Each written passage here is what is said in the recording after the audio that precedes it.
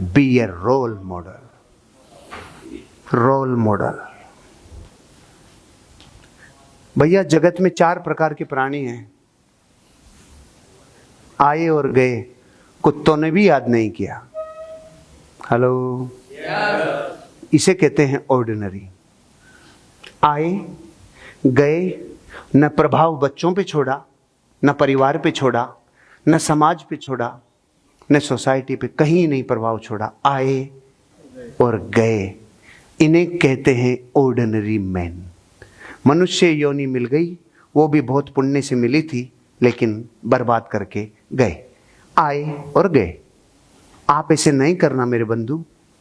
आप कम से कम ऑर्डिनरी तो नहीं रहना।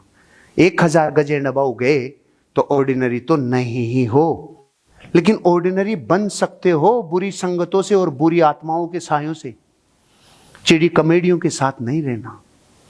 समझ रहे हो? कुछ नहीं रहना। बुद्धि भ्रष्ट 20,000 गज नहीं, 50,000 गज पे भी हो सकती है।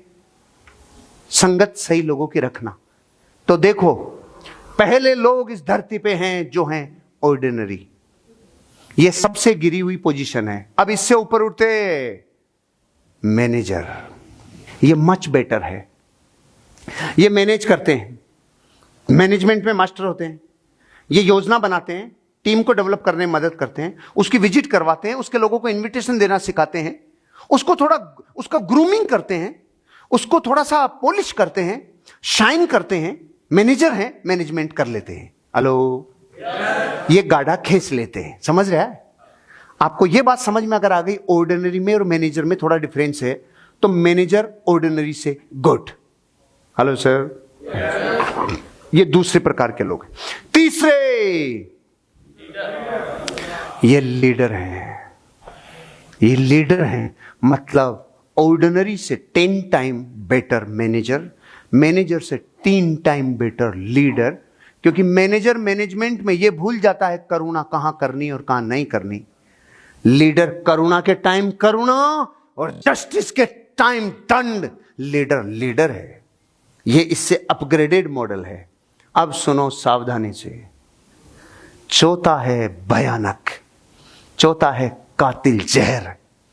उसे दुनिया कहती है लीडरशिप की वर्ल्ड क्लास फॉर्मेट, लीडरशिप का टॉपेस्ट फॉर्म, और वो है रोल मॉडल। हेलो, ये रोल मॉडल आपको बनने के लिए जीवन में कुछ बड़ा करना होगा, और वो बड़ा ये है, समुद्र में रहने वाली सीप। कभी सुना है क्या? 26 को मैंने बोला तो था, मैं तो कह रहा हूं सीप कभी देखा है क्या? याद करो। अब तो खत्म हो गए। अपन 10 साल पहले भी जो बारिश आती थी उसमें वो आ जाते थे सीप। सीप वही बनता है आगे जाके। शंख और ये सब सीप के पार्ट हैं।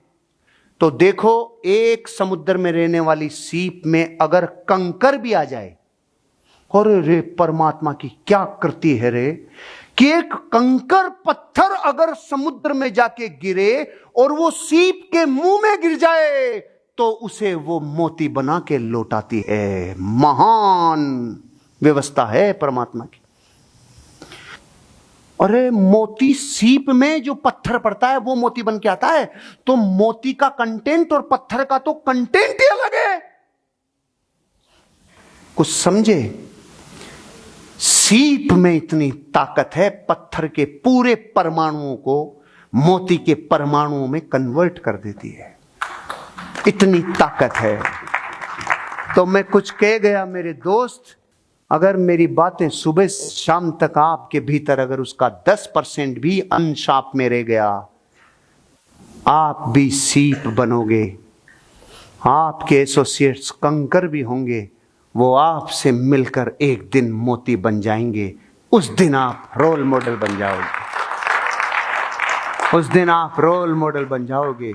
ऐसा रोल मॉडल बनना होगा आपको, और वो रोल मॉडल बनने के लिए there is no success without sacrifice. There is no success.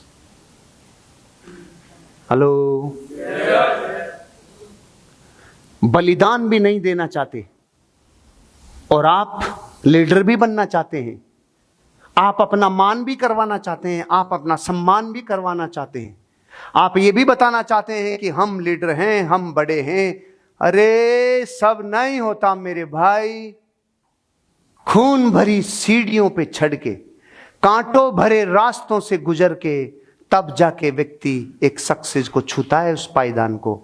There is no success without sacrifice. आपको बलिदान करना होगा, अपना अहंकार बलिदान करना होगा, पर्सनल स्वार्थ बलिदान करना होगा। लीडर तक बात चल जाती, हेलो, लीडर तक बात चल जाती। अब बात रोल मॉडल की आ गई है। रोल मॉडल तो बलिदान के बिना बन ही नहीं सकता।